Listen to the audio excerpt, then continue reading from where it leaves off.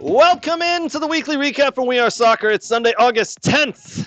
Oh my God, the Community Shield happened today, which means the EPL season has officially kicked off. Friends, I cannot tell you how excited I am for the English Premier League season to be back. Oh my word. Officially next week will be the first game, Liverpool versus Bournemouth on the Friday, and the rest of the fixtures on the Saturday, the Sunday. I believe there's one on the Monday. All right, so we're talking about the Community Shield today. What else we got going on? We're talking about EFL. Are you an EFL fan? There's a couple of games over the weekend that we paid attention to. Wrexham are now in the championship. The official EFL is what it's called. There's a lot of transfers happening, a lot of news of transfers coming up here in the next couple of weeks. We're going to talk about that. And by the way, as for the Premiership, we give our predictions. Who's going to finish top 5? Who's going to finish bottom 3? And some bold statements from the crew here at We Are Soccer. All right, you ready? Let's jump in. What? And I'm going to give you one opportunity because we're friends. Winner! You gives a shit about where the ball's been. Yeah, F him. They went from loving this guy, best move ever, to hating him. I think it's the most ridiculous thing in the world. I love it because it tells you how the game was played. There's nowhere for him to go. Literally, I think there's one place. You can't do that in the national team. Do I look like I'm freaking kidding? He does things that are absolutely insane. Successful and sexy? No. It wasn't aggravating at times? Yes. Sorry, That's not very fair. It's not about being fair. Welcome to the greatest soccer show ever. All right, friends. The big topic of the day, obviously the Community Shield. Liverpool versus Crystal Palace. A lot of people ask me, how do they select the teams to play in the Community Shield? Well, it's last year's EPL winner, which was obviously Liverpool. They ran away with it at the end. And then they play against the FA Cup winner, which was Crystal Palace, who beat Manchester City in the final 1-0. So that's how the two teams are determined. Brooks, the Community Shield, or as you call it, it's not really a trophy. Silver plate. The silver plate game. I thought they actually they dress up in night gear and they kind of duel. It's the shield. Oh, now you're just being like silly. in England. Now you're just being silly. Medieval. Liverpool versus Crystal Palace, the Community Shield, or as you call it, the silver plate game. It took place today at Wembley. It was 10 a.m. Eastern here in America when that kicked off. All right, so everybody just thought, you know what, Liverpool, the monster that is Liverpool, is going to run away with this one. They have Florian Wirtz, the new kid at Ketika. They got some players who are just like Frimpong in the back, who's new and playing well. They just thought, oh my word, this is going to be an easy one. Liverpool's going to walk this one. Well, that didn't quite happen, did it? Finished 2-2. Yeah, it did 2-2. Okay, not like Crystal Palace ran away with it. Not like Liverpool ran away with sure. it. Right. Not yeah, like either or. Yeah. Crystal Palace held their own. They did very well. They did the exact same thing they did to Liverpool Manchester City 89 days ago. They sat back and said, "Give us what you got. Take your best shot here." And Liverpool still new with their players, as they've obviously Diego Jota, passing away this summer. Yeah. Darwin Núñez just sold to Al Hilal of the Saudi Arabian League. Trent Alexander-Arnold, who's at Real Madrid. And then Diaz left for Bayern Munich. So they've got a whole new front three, essentially. Yep. Ketika out in the middle. Out left was Cody Gakpo. Obviously on the right-hand side, always cutting into his left is the dangerous Mo Salah. Yes. So it took a little bit of getting used to, I think, for them. They had Florian Wirtz coming in through the middle. He played well. He looks like he's going to be fun to watch, a creative player. But I tell you what, Brooks, the two players, in my opinion, that let Liverpool down today, Mo Salah and Virgil van Dijk. Virgil van Dijk got caught a couple of times stepping when he shouldn't have stepped. He just seems a step off. I know it's preseason.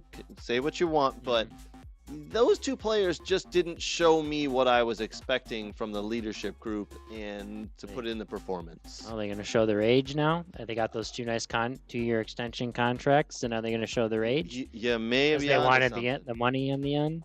Yeah, you may be onto something there, Brooks. Yeah. Should I read off the stats from today's game? Please, yeah, go for it, buddy. Yeah, here we go. So Crystal Palace, 14 shots. Liverpool, 12 shots on target. Hold on. You're telling me Crystal Palace outshot Liverpool. Yeah, but Liverpool hit the target more. Oh. Five shots on target versus 4. Okay.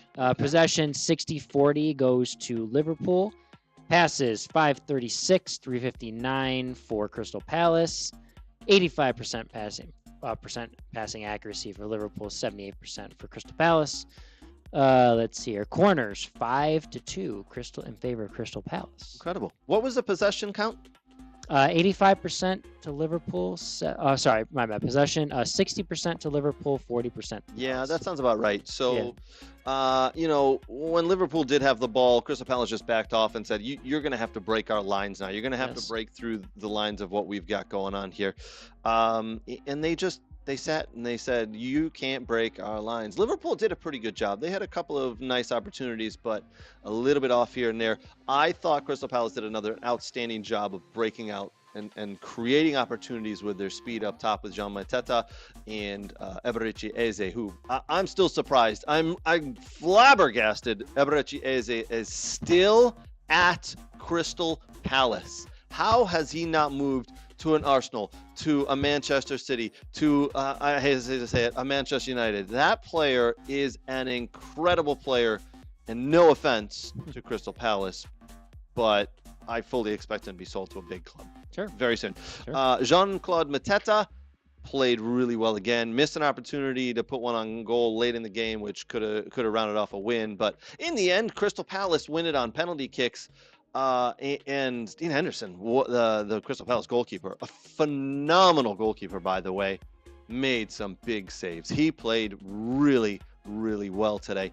Frimpong scored a goal, and I think the announcers at the game, Frimpong comes down the right-hand side. He goes to cross the ball, and initially it looked like it was deflected, but it wasn't. He just floats off his foot over Henderson, the goalkeeper's hand, and into the back side of the net. And you're like, and the announcer said, well, the goalie maybe should have got to that one. It's just bad luck. Things happen in soccer games that good luck, bad luck. That was just a bit of good luck for Liverpool and a little bad luck for Crystal Palace. Yeah. Well, it's early on too. You're still getting used to it again and everything. Yeah. And, yeah. The stats surprised me a little bit shots wise. I thought Liverpool would have had more shots overall. The possession right about where I thought it would be. Brooks, do you now, because majority of people I think are saying, look at the signings they've made for Liverpool. And they're saying, look at the signings they've made. Look at how they've progressed through preseason here. They're just going to get stronger and stronger. Hand them the title now. Does this loss tell people just step back for a second and go, wait a minute. Maybe we're giving too much credit to Liverpool right off the bat here. I don't think so. I think, listen, it's a Community Shield game. It's not a league game. Everyone knows this is kind of it's a start, right? The start to the EPL season. Yeah. The England season. I don't think you have to be worried. I think they'll be fine. It's a game, right? It's a game, and it's almost like the last preseason game before, like in college, before you begin the season. You know what I mean? Or like that preseason tournament you go to or whatever. Sure. Okay. That's what it is. All right. So no worry, Liverpool fans. Don't worry. Calm down. It's the Community Shield, or as Brooks calls it, the Silver Plate game. Yes. Not a big deal. You're still going to go on to win the title. Yeah, they'll be fine. All right. They'll figure it out. They'll figure it out? Yeah. All right. Yeah. I'll be honest, the rumors are still out there with Alexander Isak coming from Newcastle to Liverpool. We'll talk about that in a couple of seconds here, but that signing would be transformative. Yes. For Liverpool. That signing, I feel, would put them over the edge. You put him in the middle of that game today, 2 goals easily, in my opinion. He is so quick. He's so good on the ball in the box. He can find shots. I think he changes games. I think now they look at this game and go, Ketika, great, this new player we've got, goodbye there, but we need Isak. And now we're going to have to go back for a third bid, because the first 2 bids they've sent to Newcastle for Isak have been turned down. A little surprising that Newcastle didn't take the second bid, but maybe they absolutely know that with Liverpool not having 3 players that they've just kind of let go, Nunez, Diaz and obviously Jota, who passed away. Mm-hmm. They know that this is the player that they want, and they're just going to hold on to the last minute and sell him as much as they can. Well, I think Newcastle also run up, get as much as they can, and then turn around and find the replacement for him. Sure. You know, like, and if you're gonna, because they're in the Champions League this year, correct? Yes. Yeah. So you need a goal scorer that's gonna lead the line and be the guy, right? So you're gonna need maybe it's one good player and maybe one solid backup forward you go get. Maybe it's a forward and then someone else in another position where you need a little more depth, but they know they're going to compete in a lot of different competitions this year. So the more money they can get, the more players they can kind of, they grow that depth. And then now they're more prepared for the upcoming season. And to comply with PSR. Mm-hmm. All right. So I got to be honest. I think I'm going to put a prediction out there that I think it's a 60% certainty that Isak does move to Liverpool. I think Newcastle are just playing hardball. They're just playing around at this point. They're just gonna, what they're gonna do? They're gonna wait to the absolute last minute of the window and make it go through, so that way Liverpool have to play a couple of games without him, and hopefully they lose or draw and drop points. So because Newcastle are a competitor for the top 5, they're a competitor in that top 5, and they want the other teams who are competitors in that top 5 to drop points, so hopefully they can at the end of the season have more and be further up the table. So maybe that's their plan, but I do expect Isak to move to Liverpool. Or plot twist, or Newcastle are going to wait to the end, purposely mess up the paperwork and keep Isak. Oh, that would be silly, but I wouldn't put it past them. Yeah. That would be pretty funny, actually. So I do expect Alexander Isak to move. I believe it's probably going to be in the region of 130 to 135 million pounds. Yep. That is a ton of money. They've already spent 120 million pounds on Florian Wirtz, by the way, which crazy. It's a club that doesn't usually spend a lot of money. They're very much like the Red Sox were, with Theo Epstein, and they've carried that over because, obviously the owner of the Red Sox owns Liverpool. Yep. Fenway Sports Group, and that's it's crazy. It's crazy. Like, they're throwing money. Like, they better hit. They better hit on them. Yeah. That's all I have to say. Well, here's the difference between and Liverpool and Manchester United, big rivals. So I'm going to poke a little bit at Manchester United here. Yep. Manchester United just spent 75 million on Benjamin Sesko. Yes. Right. And he played the Bundesliga. RB Leipzig. Yep. Right. He played in the Bundesliga. So proven Bundesliga player. Yes. They went and spent 65 million on Rasmus Højlund last year. Yes. Not a proven player. Correct. Right. Now, Liverpool have said, wait a minute, we've seen, what big clubs can do and how much money. We want to spend more money on a guy who we know can score goals. Sure, he's done the Premier League already, right? He's proven. Premier League. Yes, of course. Absolutely. So, and he's a young guy. I believe he's 24 years old. We have to look that up. 24 years, 23, 24. I want to say he's 24. So he's done it already for 2 years in the Premiership. Last year, he was phenomenal, I think, with better service. He gets more goals, and that could very well happen if he gets to Liverpool. I'm going to tell you right now, Alexander Isak moves to Liverpool and gets the service I know he will. He could be the Golden Boot winner. Isak's 25. 25. Okay. 99. Okay. 25 years old. So he's still 2 years before his actual prime. You get 4 or 5 years out of him. Oh, my word. Yeah. My word. I think it's worth 130 million, especially if you want to retain the title. Yes, and you keep them, and you have another good years, and when Salah leaves, you bring in another guy to help Isak, and just kind of rotate nicely, And I hate to say it, but Salah looked like he may have lost half a step. Today, he just was a little off. I think that was the worry. We talked about it last year. We were kind of like, well, hold on a second. These guys had a really good season, but how much can their bodies take? Right. And listen, maybe it's a slow progression. Maybe the first couple games are going to be blah. Someone's got to step up and do some stuff. Their other teammates need to. But, maybe at some point they catch fire and, if Salah gets half the goals he gets from last year or whatever, that's a good production for him, right? Agreed. Liverpool fans, I want to hear directly from you. I want you to tell me, am I being a little biased here? Am I being just overly sensitive? Are you going to retain the title? Are you going to get Alexander Isak? Has Mo Salah in fact, lost half a step like I think he has? You tell me. Put your thoughts in there. Ladies and gentlemen, boys and girls, I do want to say thank you for joining us. Brooks and I are having fun talking it up here. I do want to say a big thank you to our sponsors, though. A big thank you to our partners out there. A big thank you to Soccer World, soccerworld.net for all of your soccer gear needs. Big thank you to Next Level Training. They are the best trainers in the country. And lucky for us, they're located right here in Metro Detroit. Big thank you to Dr. Zachary Atwood, the football doc of Primal Recovery. If you're injured, if you want to do baseline testing, hit up Dr. Zachary Atwood, the football doc. Big thank you to the Michigan Jaguars. My kids play for the Jags. We got tournaments coming up next weekend. I could not be more excited for that. And a big thank you to Dog and Pony Show Brewing. And by the way, I love their beer, but also they allow us to do soccer trivia. Brooks, the next soccer trivia is coming up Friday the 15th. We are 5 days away from that. Yep. Soccer trivia kicks off at 7 o'clock. You better get there early to get a beer and a table because it's going to be jam-packed. It's going to be fun.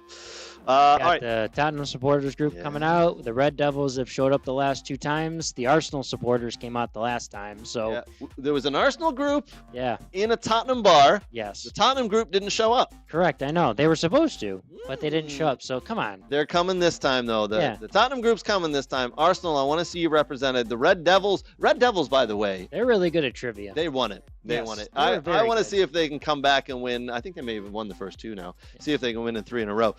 So that's going to be fun. Join us 7 o'clock. Trivia starts at 7 o'clock at Dog and Pony Show in Oak Park this Friday. Get there early for a beer and a seat. Yes. We got a lot to get to, Brooks. Got a comment here. You know what? Hold that comment. Okay. Hold that for when we get back. I got a couple of other things as well. Okay.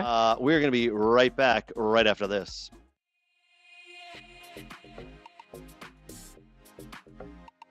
Hi, Brooks. We're at our favorite store, Soccer World in Rochester. We're just going to do some light shopping. Okay. Nothing big.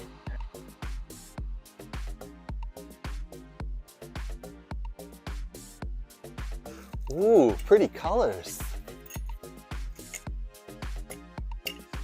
Oh, and one of these too? Ooh, Germany. Nate would like this.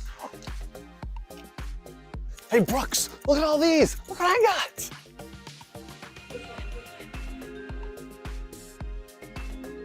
America. Ooh, wow, that's not MLS. Ugh. Socks? No.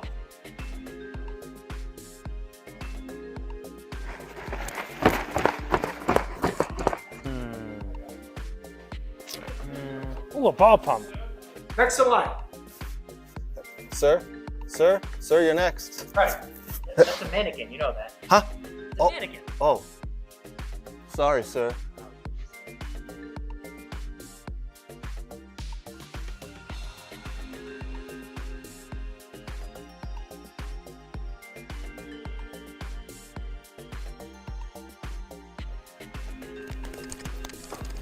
Fuck, what are you doing? Nothing. Huh?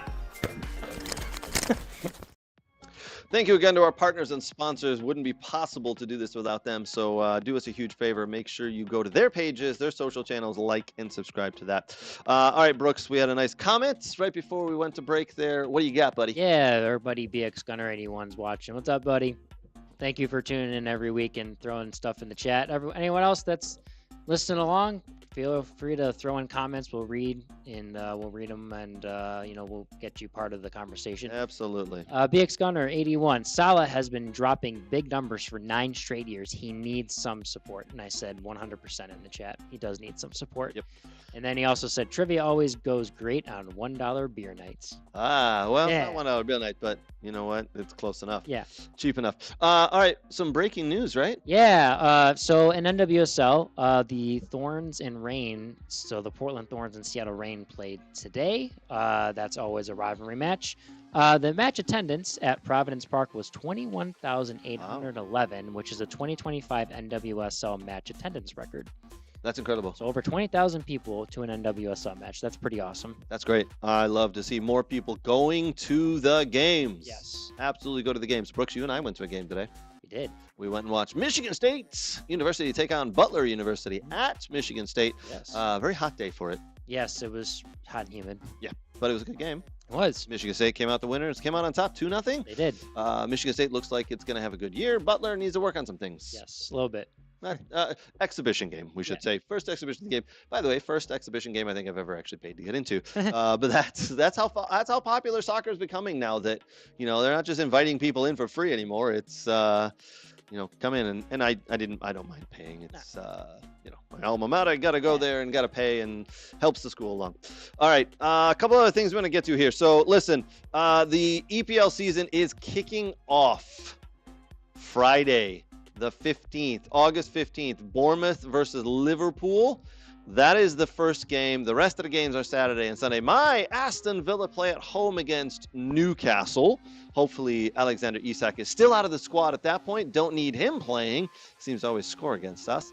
I'm very much looking forward to see how Aston Villa do this year in the Premiership. By the way, Aston Villa played yesterday and today, kind of a split squad game. Yesterday playing against Olympique Marseille, losing 3-1. A little incident in that game happened. We'll talk about in a second. Today, beating Villarreal 2-0. Emi Buendia and Ali Watkins with the goals today. Yesterday, let's just say it was a feisty friendly. They were going at it, and then Mason Greenwood, yes, that Mason Greenwood. Oh, BX Gunner had a comment there. Greenwood versus Mings celebrity death match. Yes. That's what he meant. So what ends up happening is Amadou Onana for Aston Villa, he's like 6'5". He's got the ball and he goes right past Mason Greenwood. Mason Greenwood trips him.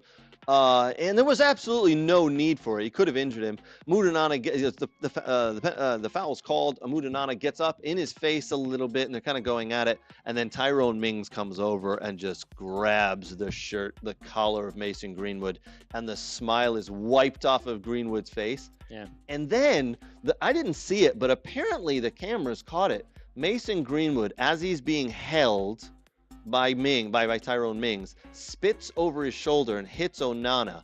Oh, You dirty, but what you do that? You do not spit at people. That is the most disgusting thing you can do on a soccer field. Mason Greenwood, you dirty little piece of. You know what? Horrible. I'm glad Tyrone Mings threw you around like a little rag doll. You deserve it. Hopefully we never see you again. Anyway, lost 3-1. I don't mind the score. It's an exhibition match. They're trying to, friendly. They're trying to work some things out. Apparently played better today, 2-0 against Villarreal. Villa on their way. Hopefully can win 2-0 at home against Newcastle on Saturday morning, 7:30 a.m. kickoff for me. Steve Bach says, our Aston Villa, Craig. Laugh out loud. Steve, you're 100% right. Thank you for tuning in. Good to see you healthy again there, buddy. Our Aston Villa are going to win that game. You got it. I need to get you a jersey, my friend. All right, so game of the weekend, though, has to be that Arsenal versus Manchester United game. No? I mean, that is the Sunday game, I believe. Yeah, it's interesting now that Palace won. Palace-Chelsea. Oh, yeah, okay. That's a London. That's a London. London teams. If Palace can hand Chelsea a loss right off the bat, yeah, I'm all that's for it. two big wins right in a row. Absolutely, yeah, it'd be great. 2 big wins in a row. All right, read off the rest of the games there, Brooks. Read off from top to bottom. What's the games that we got going on? So Friday, obviously at 3 p.m. that's Liverpool and Bournemouth. Sir. And then we have Saturday morning at 7:30 a.m. we have Villa and Newcastle. Our Aston Villa, Steve. Remember? Yep.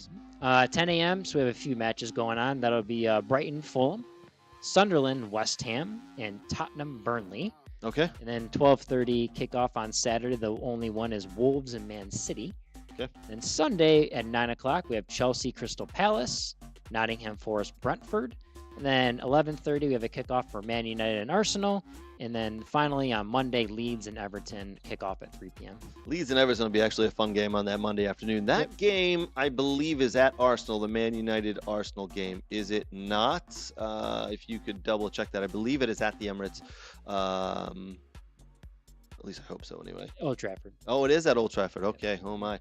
That'll be interesting. All right. So, obviously, Manchester United fans, you have been super excited and super pissing me off in the last couple of days because you made a signing and now everything's great and you're going to win the league again. Good for you guys. That's cute. Listen, you signed Benjamin Sesko. Well done. Can he do it in the Premiership? Probably. Probably. Not for certain, though. Cunha was a really good signing, I feel. Brandon Bueno was a good signing, not a great signing. That's all very well and good. How's your midfield coming along, and how's your back line coming along? Because, yeah, that's where you struggled. Oh, and by the way, you still have Onana in goal. So, yeah, we'll see how that goes. Now, I will say you've made some good signings, not great signings in my opinion. You probably got to get rid of a few players. It looks like Alejandro Garnacho is on his way to Chelsea in a big 50 to 60 million pound move. It looks like Rasmus Højlund could be on his way potentially to AC Milan, but he's not refusing. He says he wants to stay at Man United and fight for his space. We'll see if that happens. Obviously, you loaned off Rashford, who, by the way, if you missed it, Barcelona. Barcelona, by the way, had the miss of the season today. Yeah. Rounded a defender, and on the 6-yard line, open net missed. I still think he's going to come good. I still think that's going to be a really good signing for Barcelona, by the way. BX Gunner says he calls them United. Y-A-N-I. United. Yeah, United added 3 goal scorers while Arsenal only added 1. He's really down on Arsenal right now. Really is. They need to add some more players. Yeah, but not all of them can score goals, and who's going to feed them the ball, BX? So you just hold tight. Just hold tight. You may be having the last laugh. Yeah, I still think Arsenal finish ahead of him. Do you want to do the predictions? We do our predictions. So every year we do our Premiership prediction. Who's going to finish in the top 5? Who's going to finish the bottom 3? And then some bold claims and statements. So why don't I put those up right now? Let's see if we've got them here. Here is Nate's top 5. He thinks Arsenal... BX Gunner, you should be happy about this. Nate, our good friend who couldn't be here tonight because he's unfortunately under the weather, he thinks Arsenal are going to win it. He thinks City are going to finish 2nd, Liverpool 3rd, Chelsea 4th, and that's a pretty bold claim to put Man United into the top 5. Only a United fan would say that, right? Only a United fan, because you know what United fan last year said that they were going to win the league? Yeah. Danny Price. Oh, Danny Price, you silly boy. So let's take a look. Oh, and by the way, Nate thinks that Sunderland, Wolves, and Burnley are all going to be relegated. Okay. All right, so Nate, we'll see if that comes true. We'll check in at the end of the year. Here is Danny Price's predictions. He also thinks Arsenal are going to win the league. He thinks Liverpool, Man City, Chelsea, and Aston Villa are going to run in the top 5. Yeah. At least he's being honest this year. Yeah, at least he's being honest. Yeah. His bottom 3, Sunderland, Wolves, and Burnley. Did they have the same bottom 3? In different orders, I think. He did, yeah, different orders. But there you go. Danny Price thinks Arsenal going to win the league. Liverpool 2nd. Yeah, okay. All right. I like it. I like where that's going. Brooks. Yeah. Here's yours, my friends. You think Liverpool are going to walk away with the title, huh? Yep. Or is it going to come down to the end, a close one? I don't think they'll run away with it like they did last year, but I think if they make the Isak signing and, they have the momentum, I think they'll be fine. Okay. Yeah. All right. So Chelsea 2nd because they've spent well. They've got some good players. I mean, Roy Delap scored today. João Pedro scored today. As they beat AC Milan 4-1, by the way. So Chelsea, Club World Cup winners. Yeah. I mean, I watched them in the Club World Cup. When they played, I think it was LAFC they played, they look good. Yeah. They look a step ahead. Reece James is going to be coming back too, so they'll have their depth back. He's been out with a lot of injuries. I'm not saying he's a key cog to what they do, but sure. A guy that's played for the England national team. So I just think, a couple of down years and finally it's time to turn around. So all right. And you got City in 3rd, Arsenal 4th, and Newcastle rounding up the top 5. Yeah, I don't know. There's something Eddie Howe and the momentum he caught last year, and I know they're going to have a lot of competitions, but I think they'll be fine. Okay. I think they'll get that top 5. And you think Wolves are finally going to hit the bottom and be gone? Yeah. Most of us honestly have Wolves and Burnley, and then it's the third. Everyone has a third different option. Yeah. Nate had Sunderland. Danny had what do he have? Who did Danny have? Let's take a look. He had Wolves, Burnley, and Sunderland. Oh, okay. Yeah. So, all right. Okay. Here is my top 5 and bottom 3. I got Liverpool winning it. I think when that Isak signing actually happens, they're going to walk away with this title. So Liverpool winning it in the end. I got Arsenal finishing 2nd, Chelsea finishing 3rd, Man City 4th. And a couple of weeks ago, you may remember, I had Man City winning the whole thing, but I think that the signing of Isak to Liverpool is going to put it over the edge, and I think it'll actually play havoc within City's dressing room, that they are not winning and they're struggling. And when they struggle, they truly struggle. So I think they're going to struggle this year. And unlike me, I think Aston Villa are actually going to finish in the top 5. That's maybe just hoping. I'm not really sure yet. And then I've got Sunderland, Leeds, and Burnley all going down. You've come back up for a year in the Premiership. Congratulations, and now you're going back down. Goodbye. Yeah. Up and down. You got BX Gunner. He's got Liverpool, Chelsea, and Arsenal for 1, 2, 3. Liverpool, Arsenal, and who? Liverpool, Chelsea, and Arsenal. Chelsea and Arsenal. Oh, I like that. Yeah, okay. I see it. I see that too. Arsenal finishing second, though. I mean, yeah. He's got him finishing third. Oh, a third. Yeah. Okay. All right. Chelsea first. Or, sorry. Chelsea pipping them? My bad. Man City, Liverpool, Chelsea. So Arsenal fourth. Oh my. Yeah. Okay. Interesting. All right. A couple of other things to get to here, Brooks. Listen. One of the reasons I'm picking City to fall back a little bit is because Rodri is injured again. Rodri I saw that. is now out to September. Yeah. An injury setback that he missed almost the entire. He did miss almost the entire year last year. It did miss the entire year last year, if I could talk. I think he's not fully healthy yet. They rushed him back. Yep. I think injuries are going to play he's not going to be able to put the amount of games on his body. And you know how Man City play when Rodri is not in the team. It's a struggle. It is a struggle. So I think that is really going to play havoc with them this year. Whew. Okay, so, all right. Now, we just talked about Benjamin Sesko going to Man United. Cunha, Sesko, Brian Mbueno are the 3 new boys. Man United fans, I get it. You're excited. Happy for you. Good.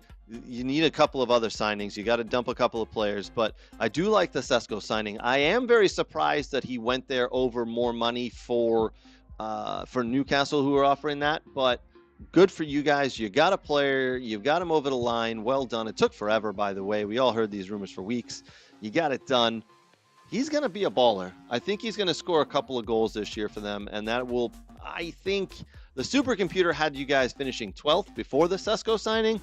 They got to move into the top 10 because of the Sesko signing. I'm going to go 9th. We'll see. I'm going to go 9th. That's my bold claim. Manchester United finish 9th. Isak on again, off again. We've talked about that. Darwin Núñez off to Al Hilal for approximately £45 million. They bought him originally for $65 million. That's a loss. That's a loss. There's a really cool AI meme out there of him trying to sign his contract, and he keeps missing.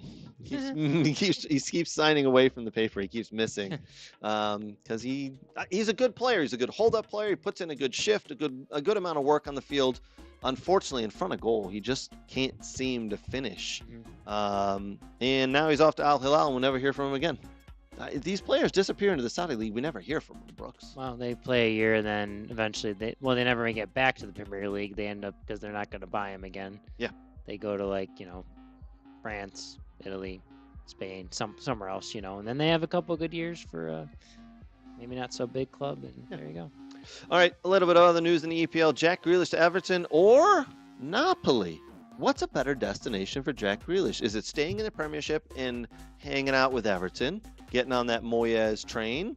Or is it heading over to Napoli, where he gets to play with Scott McTominay, also now the next Maradona, as they're calling him, the Scottish Maradona. The McSauce is mixed sauce, yeah. Would you like some mixed sauce with that? I think actually, I thought the move to Everton, I was like, that is a great move. I think that's really going to benefit him. We're going to see the best of Jack Grealish before he gets too old. But the Napoli move might actually be a better move for him. That might be a move because we all know the Serie A is just a touch slower. It's more methodical. It's more tactical.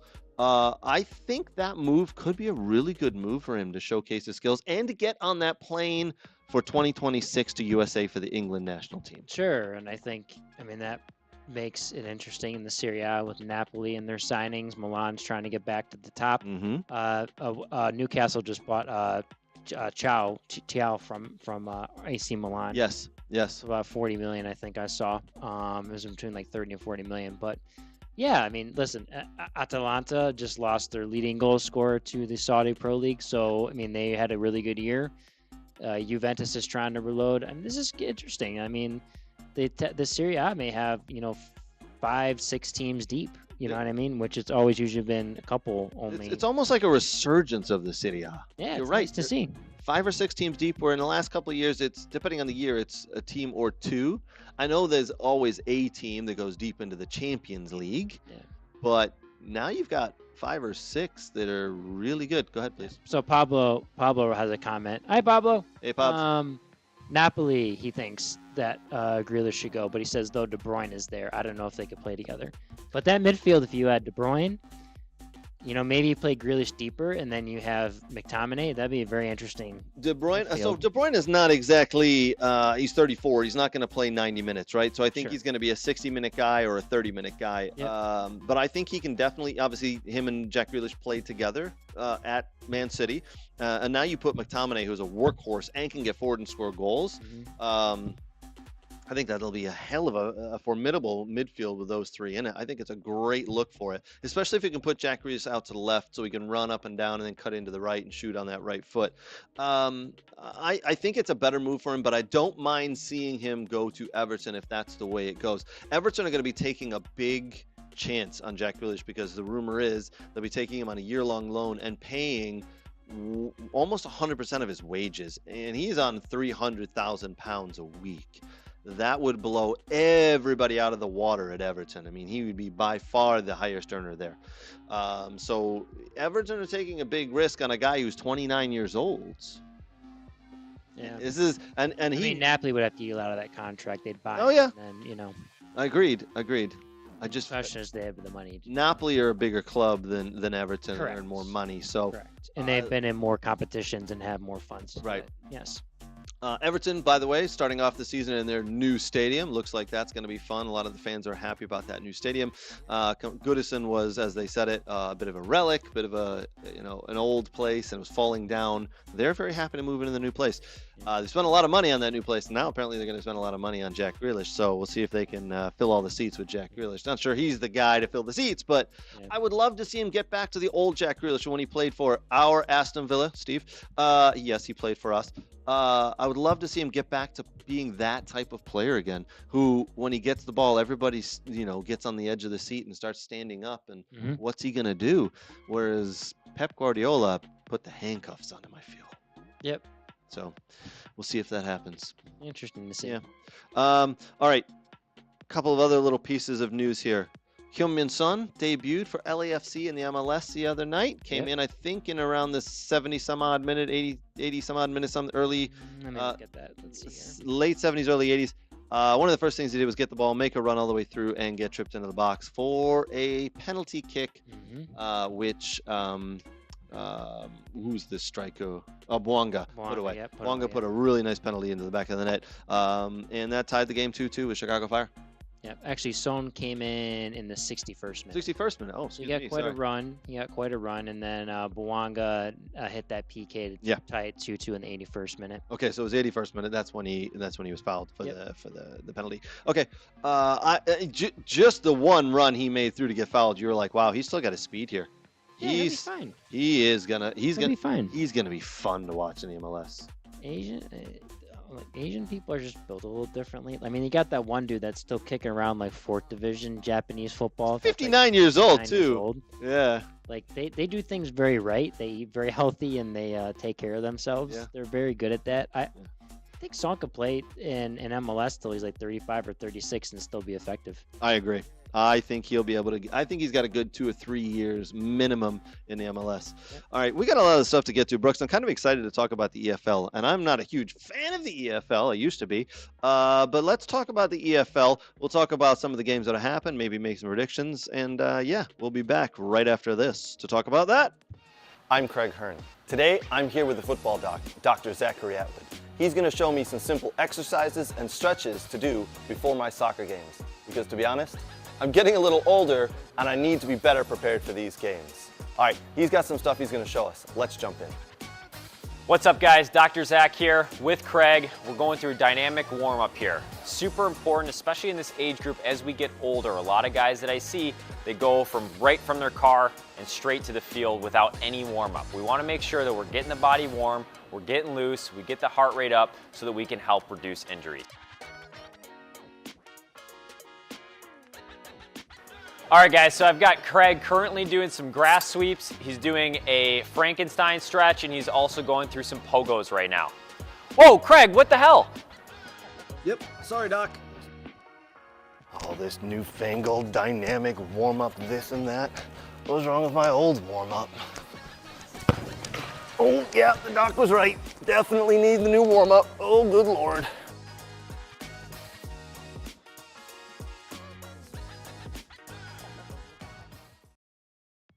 Okay, we got a couple of pieces to get to before we end the night. Do us a huge favor, put your comments in the comment section below, no matter where you're watching us. Put those comments in. So if it's Facebook, Twitter, YouTube, Twitch, put those comments in. We want to read them out. And if you are listening to us on a podcast, if you listen to our podcast, thank you very much, by the way. Give us 5 stars. It really does help us out. Gives us a lot of cachet within the podcast world, and we want to be good podcasters. Yeah, that's how it is. All right, so a couple of things before we get to the EFL. I don't know if you guys have heard this, but Barcelona and Villarreal could be playing their La Liga game, their official La Liga game, in Miami. is this because of the stadium though? No. No. This is There was La one Liga. game where Barcelona had to be like, they were thinking about playing in Italy or something or whatever. They want to play in America because they want to bring their official league here. They want to start playing La Liga games here. So that'd be the first one. So here's breaking FIFA rules, isn't it? Well, here's the thing. The Spanish Football Federation, RFEF, their board, the Spanish Football Federation board, will discuss on Monday taking the first step in the process of holding December's La Liga game between Villarreal and Barcelona in Miami. A federation spokesman has confirmed La Liga has long worked to play a competitive match in the United States, with President Javier Tebas telling ESPN last year that the league was aiming for this year. So they're working with FIFA, with UEFA, to bring that game here officially. They want to start expanding. They want to be the first league to do that. Now, Brooks, is this a good idea to bring these? Is it a good idea, one, for the teams and the leagues to start playing some games here in the USA? We've seen the NFL do this. Sure. The NFL have taken they're playing in England, right? They're playing several games in England. They played a game in Mexico recently. Yeah. I think they played a game in Brazil last year. Listen, They college want to football is expand. playing games in Ireland and whatever. I mean, Georgia Yeah. Tech and one of the other ACC school or whatever played their opening game in Ireland. And It wasn't the Fighting Irish. It wasn't Notre Dame. no, Notre Dame wasn't over there, but it was either at Celtic Stadium or Rangers or whatever they played. Okay. Or maybe it was somewhere else. But anyways, like this is just the new thing of sports. Listen, if you want to grow your fan base, in America, you got to play a meaningful game here. That's going to attract fans. And I know people in Spain aren't happy about this, but I don't. I mean, listen, I don't really. Expanding the brand. Yeah, and expanding the brand's fine. And honestly, when you talk about the NFL and NCAA and all that, and I mean, basketball's looking at playing some games, NBA at some point overseas, and you have, everyone's expanding to do the next big thing, right? It doesn't matter to me. I mean, it's one game. You can still watch it on TV. Sure. You know what I mean? And Now- it's a little different in Europe because they like to go to games and be, still the old traditional, not just watch it on TV, but Will the domestic league here, MLS and even USL to an extent, will they be happy about it? It's less people maybe going to their games. Well, it's in December, so there's not going to be any games There on won't, at yeah. that point. But Yeah. maybe taking away from their fan base a little bit? No, No. they shouldn't be worried. They should maybe be happy because it gets more people involved and saying, we loved watching this. Now we're going to go watch our local club. if anything, this is a selling point to European players that haven't been. Let me talk about Alexi Lalas. Like, when I asked about, why wouldn't players want to come play? It's a very nice. The United States is a very nice place to live, Sure. barring some of our crazy other stuff that goes on. But it is a very nice place to live. People like to live in California and Florida because it's different than Europe and the weather and everything and whatnot. But it introduces players into the American environment, and maybe one day they're like, hey, I'm tired of battling out in Europe or whatever. I'm kind of coming in my career. Like, let's go give MLS a run. Just like Son Heung-min Son did. Exactly. doing. See And- the facilities, see what and they've Thomas Muller. done. I mean, because everyone's spending a lot of money. Many MLS teams are spending a lot of money in these facilities to make them very similar to what they have in Europe or better. I feel like I feel like La Liga is trying to beat the Premiership to do this. They're trying to beat Serie A to do this. Yeah. They are trying to be the first league in the world to play an official match in America, and it looks like it's going to happen. Barcelona versus Villarreal. I mean, so you know what's going to happen is Barcelona and Real Madrid are going to play a game here at some point. So they played a friendly here at Jerry's World at AT&T Correct. Stadium. They It's will just play... a friendly, but I think you are right. Now, all right, so let's put it this way, Brooks. Obviously, I'm a huge Aston Villa fan. Yeah. I'm not a season ticket holder because I don't live in England, but if I did live in England, I was a season ticket holder, and one of my official games got moved to America, I would probably be a little upset because there are, by the way, several folks who I'm friends with. They travel to every single Aston Villa game, home, away, friendly, you name it. They're traveling. So now that you just added an extra travel spot in the middle of the season, which When you get season tickets at Villa, does that include home and away? No, just only home. Just home. Okay. Yeah. So, but one of the other things you have to think about. Okay, what's the time difference between Spain and America? Sure. I mean, it's 6 hours, right? I believe it's 6 hours. So, you know, you can't play that game at 8 o'clock because they're gonna miss it. You know, when do you know? fans over there are gonna miss you it, right? play it on a Saturday and Sunday where the game's at like 2 o'clock or something here, so I they think- catch it 8 o'clock there. I think you have to, but then you got to worry about, well, they got to travel back. So now they're traveling back, and the time difference on their body. How's that work? And when's the next game? So there's a lot to go into it, but it looks like it's officially going to happen. Welcome to what we complain about in America that Europeans just don't understand the time difference. Time difference Oh, in this is an travel. excuse. It's an excuse that you change time zones, and you ever tried to change time zones and you feel like actual crap when you do. Yeah. You know, that's the hard part. Yeah. By the way, Big Gunner 81 says anything to piss off Barcelona. Sign me up. Kind of on board with that as well, to be honest. Yes. So listen, this is what sports is going to. You just have to accept it. Like, Yeah. if they take away half your games, then you can start complaining. But if it's one or two, Yeah. like, there's so many cup games you play. You play so many competitions in all these countries in Europe. Like, come on. Like, and I know it's not the same as a league game a little bit, but there's so many opportunities for you to go watch games. And, you know, people don't understand here. Like, when you're in the middle of the United States and you don't have an MLS team, and I mean, we have DCFC here or whatever, Yeah. but when nothing's brought to you in the Midwest, you get very lonely because the furthest place we have to travel is to Chicago or Nashville to see your teams. Or, I mean, listen, Chicago's, you know, Cincinnati's only 3.5 hours away, same with Columbus, but, you know, at least we're forgotten in the Midwest here at times. At least in Europe, at least you got a lot of different places to go see clubs play. Yeah, bring those La Liga games to us here in Detroit. Yeah. We'll show you a good time. Yeah. It's beautiful. I mean, visit Detroit. It's a beautiful city, right? Yes. The whole sponsorship Yes. thing. All right, Brooks. This past weekend, the weekend we're just getting through here, Friday kicked off the EFL Championship. By the way, one of the toughest, roughest, hardest leagues in the world. I watched the opening game, was Ipswich at Birmingham City. Birmingham City newly promoted, Ipswich newly relegated out of the Premiership. What a game that was. 1-0 Birmingham City all the way into the 92nd minute when a penalty was called for a handball. But you know what I loved, Brooks, besides the fact that they were about to tie the game against Birmingham City, who I hate, obviously? The referee took a look at it. He looked at his linesman and he said, yeah, it's a handball. I'm calling it. Do you know what didn't happen? A 17-minute VAR check. Oh, yeah, because they don't have VAR. No VAR in Yeah, they EFL Championship. Yeah. Do I you thought kn- you said Tom Brady. I think you were going to say Tom Brady cried. Oh, definitely he cried. That little bastard. Sorry, kids. Do you know what happened when the striker made a run through and the midfielder put the ball and he went on and had a shot? You know what didn't happen? We all looked at the linesman and he didn't raise his flag and he went, you know what? Yeah. It was onside. You know why? Because he doesn't have to worry about VAR. He doesn't have to worry about being right. He calls the game the way he sees it. I had forgotten how enjoyable a game was without VAR. We'll watch a lot of EFL matches because I'm going to. League 1, 2, and Championship don't use VAR. Right. They don't have the money to They put don't have the technology in. I'm going to be. So that game was a 1-1 draw. The Tractor Boys of Ipswich tying Birmingham City at Birmingham City. Full disclosure, Birmingham City played really well for about 75 minutes of this game. They went up 1-0, and then they sat back, and boy, did they deserve to lose.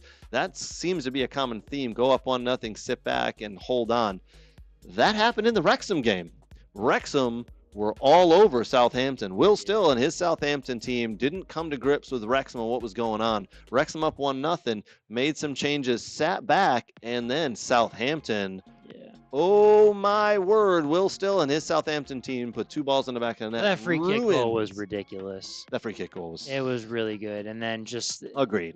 Just the cross in the box at the end. The guy caught it. It went through everyone. The guy caught it on the end, and the weird angle just to put it in the net. I mean, that was a good goal. But but you sit back, right? You're up 1-0. You've played so well for 70 minutes, 70 plus minutes, and you score a goal, and you then sit back, and the players take their foot off the gas. You give the other team space ahead of you, and they'll find a way. Scrappiness happens, and goals happen. Yes, that free kick goal was phenomenal.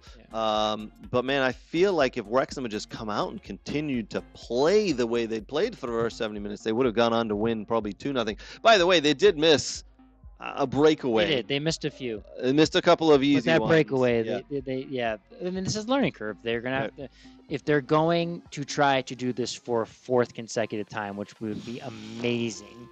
It would be amazing. History was made with the 3rd one, the 3rd promotion in a row. Correct. 4th? Oh, magical. I don't think it happened.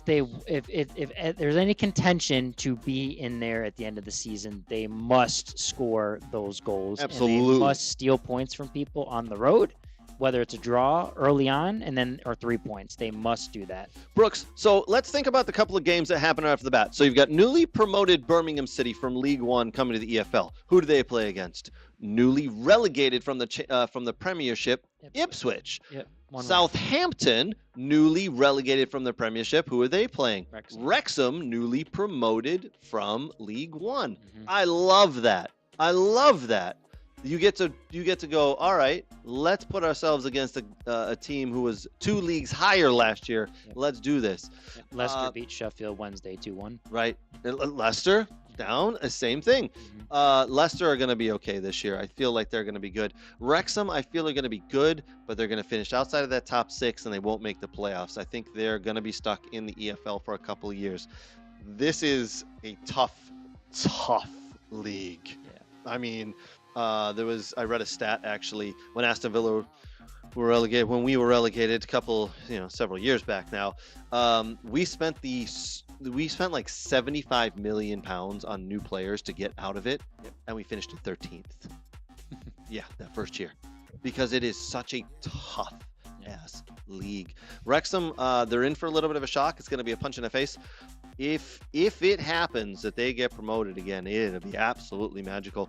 But what a league. I highly recommend, guys, if you haven't watched the EFL Championship, tune into it. It's on ESPN Plus, I believe. Yes, it is. Paramount Plus. Paramount Plus? I think it's on both. I think you may be right. Tune into those games. No VAR, so you don't have to keep looking at the referees, wondering if they're going to change their mind or if they're going to, wait for something coming through their ear. Yeah. A lot of Americans playing too. Oh, by the way, please, who was the captain of that Norwich team and scored a goal, Brooks? Josh Sargent. Yeah, and then you got Damian Downs at Southampton. You got Aidan Morris at Middlesbrough. Middlesbrough. And then you have obviously a Haji Wright at Coventry, and then you have at Derby County, you have Patrick Ajiman now. So there's a lot of Americans, and I may be missing 1 or 2 here. Very good American players, who U.S. men's national team players, are playing in one of the toughest leagues in the world. Yep. You can tell me the Serie A, the Bundesliga, Premiership. You can tell me that, but if you can play 46 games in a league that is fast and tough, oh my word, that's gonna it. We just need those players to come through healthy, Brooks, for 2026 World Cup. That's, just saying. Mm-hmm. Who's the player for Derby County? No, I think he's still there. Tore his Achilles 2 years ago. No, West Brom. That's West Brom. West Brom. That's DK. Daryl DK. Daryl DK is back. He played a little last year. He got back at the end of last season. I hope to see him get back into form. I'd love to see Daryl DK get back into form at West Brom, and maybe let's see if he played. Maybe make his way back into the U.S. men's national team thinking. Yeah, that would be great. I'm a huge DK fan, by the way. I think he's a great player. Yeah, big, strong, fast guy. He was not on the bench for them. Yeah, unfortunately, maybe another injury he's picked up. Maybe, or he's getting back. Yeah, we'll have to look into that, what's going on with him. All right. This has been a fun one, Brooks. I could keep going. For some reason, I have a lot of energy. I don't know where that's come from because I was out in the sun all day watching Michigan State soccer. So, my bad. Well, there is actually another American at West Brom, George Campbell. oh, okay. Yep. So he's a center back transferred over from Montreal. I forgot he left there as well. Brooks, if you had to, I guess this is a silly question because you're wearing the shirt. If you had to pick an EFL team, I guess you're going to go with Wrexham, right? Yeah, they're one. Do you want me to go someone opposite of Wrexham? I mean, pick one that you're going to keep an eye on for the year, right? Like, who are you going to keep an eye on this year in the EFL? I think Middlesbrough. Middlesbrough, Yeah, as Nate Middlesbrough. calls him, Yeah. Middlesbrough. Yeah. Yeah. Because Aiden Morris is playing for him. He's one of my favorite U.S. men's net USA players. So him, and then obviously this Wrexham story. You know. Okay. You kind of took the Middlesbrough name out of my mouth because I love Aiden Morris as well. I think he's a great player. Yep. But since you picked them, I'm gonna pick Norwich. I'm a little bit of a Norwich fan, and I love Josh Sargent. I think he is incredible. By the way, he is the captain. He is captaining Norwich. Do they still have the female owner? Yes. What What did she was her sell? name? Dahlia. What was Yeah. her name? Did she sell? I cannot remember now. I have to look into that. I remember reading about it. Mhm. God, Dahlia Smith, is that it? I can't remember her name now. But I think Josh Sargent is going to be a hell of a player, and I think he's already booked his ticket to World Cup 2026 in the squad. Yeah. He's going to put up goals again. He's leading the team there at Norwich. I'm going to keep my eye on them. Yep. This is going to be a hell of a year for them, I feel. Just missed out last year. This year, I think they can do it. I think they will. Unfortunately, they lost their first game, but it is what it is. Yep. All right. Last but not least, a big thank you again to our sponsors. A big thank you to Soccer World. Appreciate all the love and support you guys give us. It is really appreciated. Soccerworld.net. They have all the the Nike 90. Oh, yeah. So the 90 jerseys, they have all the different ones from back in the day. So Yeah. they added some stuff on their Instagram, their social media promoting them. So if you want some nice throwback Nike jerseys for the national team, Brazil, Netherlands, they have the U.S. and then the Donovan special. Yes, head over there. They actually on their socials had a really cool video of a young lady who is working at Soccer World. She was juggling, and they said if you can beat her, Yes. something or something or something. And I was like, I wonder if Brooks can beat her. I think she juggled like 93 or something like that. I don't think I can. Damn. All right. Well, I'm not a good. Yeah. we're going to film that, Brooks. We're going to film you juggling. So boy. big thank you to Soccer World. Big thank you to Next Level Training, Aaron Bird, Dylan, Scotty, Renato, Summer, the boys and girls of Next Level Training. They are the best trainers in the country. There's a reason the top pros fly in to train with them. They are here and available. Check out Next Level Training. Big thank you to Football Doc, Dr. Zachary Atwood. Check him out at Primal Recovery. And the Dog and Pony Show Brewing. Very much appreciate you guys. Thank you for the beer. And we look forward to being there this Friday for our trivia night. Kicks off at 7 o'clock. Get there early for a table and a beer. Trust me, you do not want to be late. This will be fun. Even if you don't participate in trivia, it's still fun to be there and try to answer the questions and talk and chit-chat with everybody. Yep. It's like another version of soccer heaven, buddy. Big thank you to the Michigan Jaguars, MichiganJaguarsFC.com for all information on that club. They are a wonderful club. My kids play for them, and your kids should too. Brooks, that's going to wrap us up for the night. Appreciate you, buddy. And you know what? I think we've confirmed it. We're going to be back on Tuesday morning at 10 a.m. Yeah. Do you want to join us in the morning when you're bored at work or whatever? You can tune in, and we'll talk about 30 or 45 minutes of some soccer. Yeah, let's do it. 10 a.m. Mhm. Weekly recap. We are soccer. We're back. All Yeah. right. Until then, cheers. Cheers.